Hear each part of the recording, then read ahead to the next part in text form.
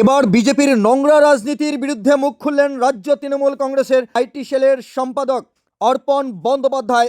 সরাসরি টেলিফোন লাইনে তিনি আমাদের সঙ্গে জুড়ে রয়েছেন, আমরা কথা বলবো।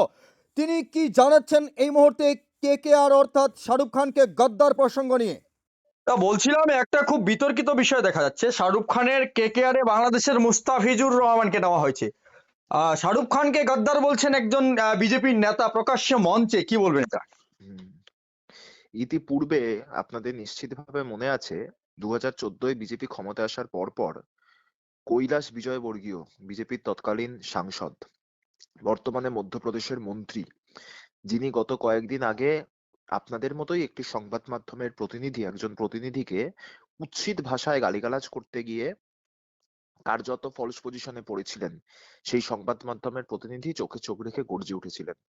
সেই কৈলাস বিজয়বর্গীয় একবার শাহরুখ খানের সম্পর্কে তাকে সমালোচনা করতে গিয়ে, তাকে কটাক্ষ করতে গিয়ে বলেছিলেন যে এরা আমাদের পয়সায় খায়, আমাদের পয়সায় পড়ে, আমাদের দেশে থাকে, তাই এদের ভারতবর্ষে থাকার অধিকার নেই, পাকিস্তানে চলে যাওয়া উচিত।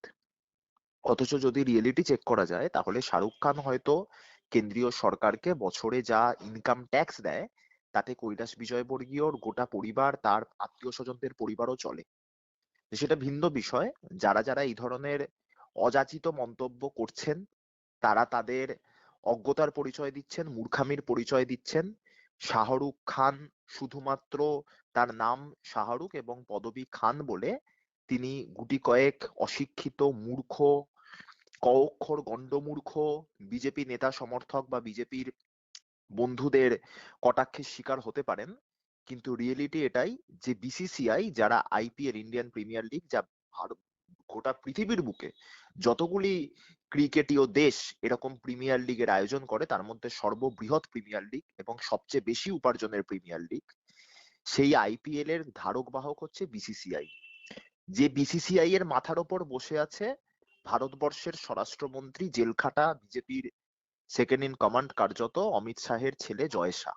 তো যদি কটাক্ষ করতে হয়, যদি আক্রমণ করতে হয়, তাহলে আক্রমণটা অমিত শাহকে, জয় শাহকে করুক, জয় শাহকে পদত্যাগ করতে বলুক, অমিত শাহকে বাংলাদেশে পাঠিয়ে দিক, তারপর যদি এসে শাহরুখ খানকে কটাক্ষ করে সেই কটাক্ষের উত্তর দেওয়া যেতে পারে। কিন্তু এখানেই বিষয় যে কে দেশদ্রোহী, কে দেশপ্রেমিক, এইসব কি তাহলে বিজেপির নেতাদের কাছ, তারাই শেখাতে চাইছেন মানুষকে, বা তাদের কাছ থেকে সার্টিফিকেট নিতে হবে মনে করছেন? না না, এটা তো দীর্ঘদিন ধরে চলছে। এটা দীর্ঘদিন ধরে বিজেপি ট্রেন্ডে পরিণত হয়েছে এবং আমরা বিশ্বাস করি যে গোটা ভারতবর্ষের মানুষ, প্রথমত তো বাংলার মানুষ।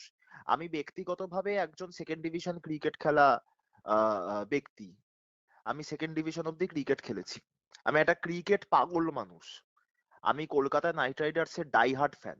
আমার গোটা পরিবার, আমার বন্ধু বান্ধব, আমরা সকলে কলকাতা নাইট রাইডার্স এর ফ্যান এবং আমরা বিশ্বাস করি কলকাতা নাইট রাইডার্স এর মালিক শাহরুখ খান এই মুহূর্তে ভারতবর্ষের সর্বোচ্চ এবং পৃথিবীর প্রথম 5 জন সর্বাধিক জনপ্রিয় নায়কদের মধ্যে একজন, এবং এটা পরিসংখ্যান।